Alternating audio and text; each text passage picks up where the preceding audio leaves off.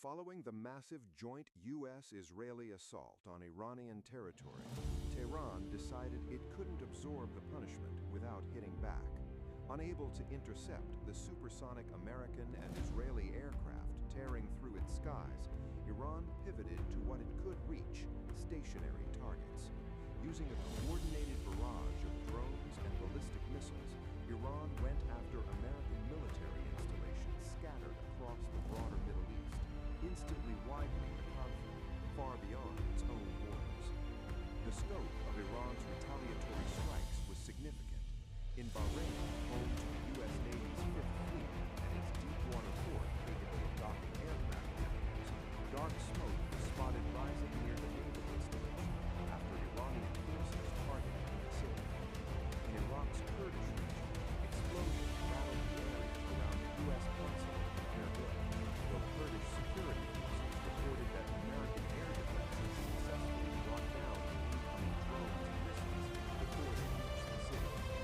Jordan's Saudi Air Base, which hosts dozens of U.S. warplanes, saw two ballistic missiles intercepted, with only minor material damage reported online. The strikes kept coming. Kuwait, which hosts several American bases and major equipment sites, had its Ali al-Salem Air Base targeted. Most of the incoming missiles were shot down, though Italian Air Force personnel stationed there reported that Iran managed to damage one of the base's runways before defenses could neutralize the threat. Qatar's Al Udeid Air Base, the forward headquarters of U.S. Central Command, had explosions reported in its vicinity, and Iran also appeared to direct strikes toward the Qatari capital, Doha.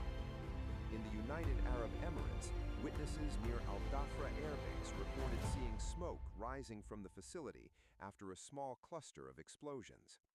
Two separate Iranian missile salvos were intercepted over the UAE, though debris from the first wave struck and killed a civilian, a stark reminder that missile defense is never perfect. Even Syria was not spared, where an Iranian missile took the lives of 4 civilians, despite the U.S. already being in the process of withdrawing its remaining forces from the country. The human cost for American forces was real and confirmed.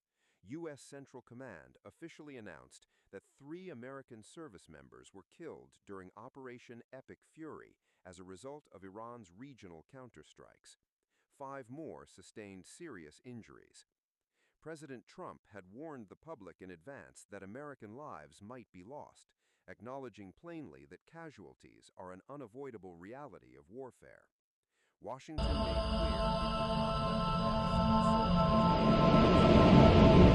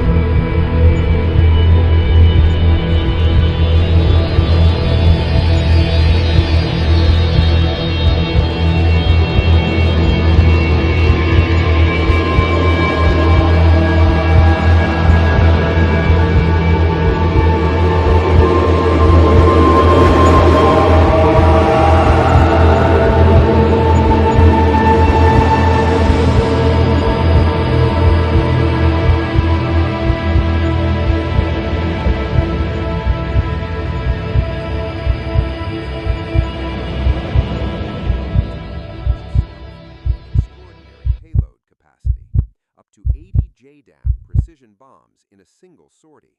An entire airfield's infrastructure, he noted, could be eliminated in a single pass.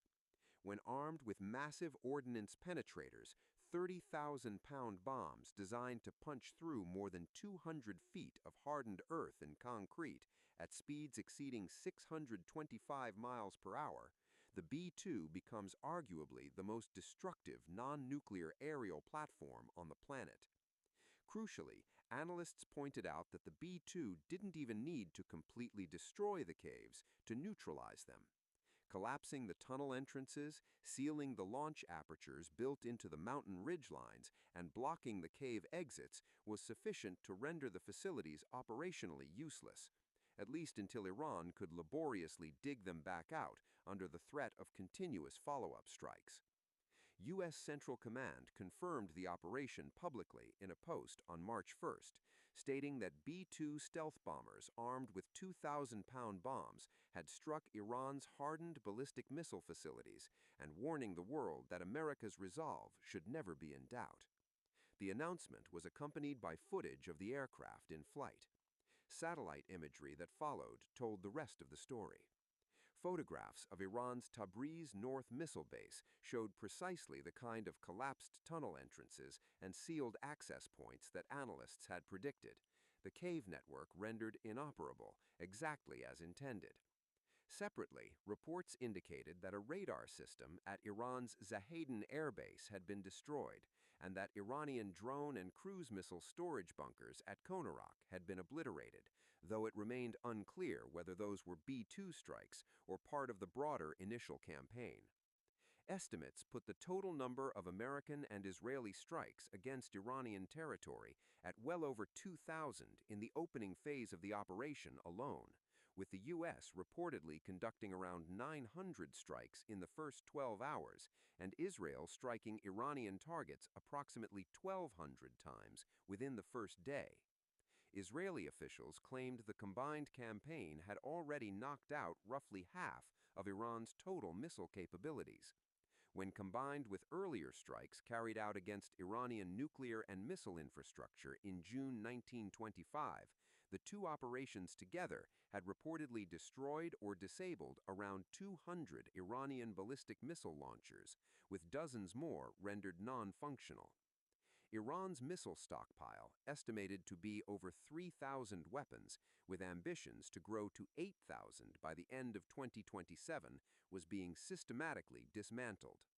Some of its most capable systems, including the Sejil-2 with a range of over 1,200 miles and the Khorramshahr, capable of traveling nearly 1,900 miles, were among the priority targets being hunted down and destroyed.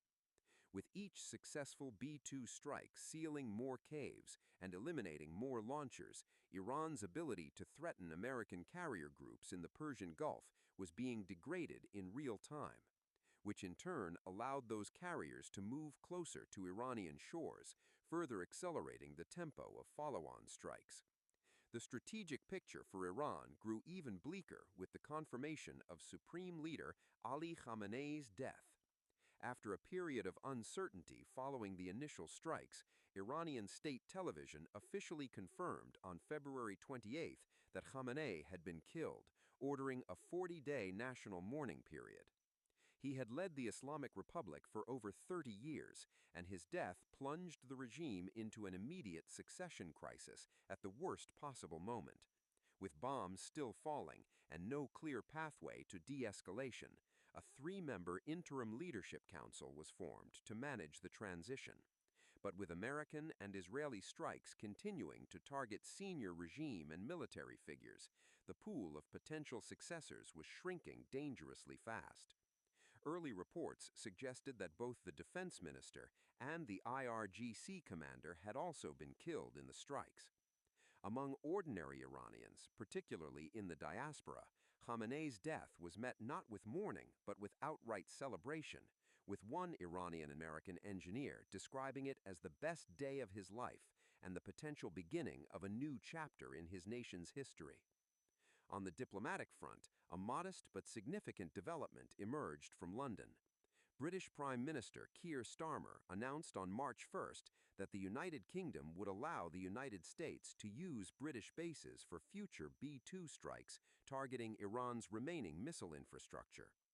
RAF Fairfield in Gloucestershire and Diego Garcia in the Indian Ocean would both be made available, sparing American crews the grueling 32-hour round-trip bombing runs they had been forced to conduct from Missouri and reducing the strain on the aerial refueling tankers that had been keeping the B-2s airborne.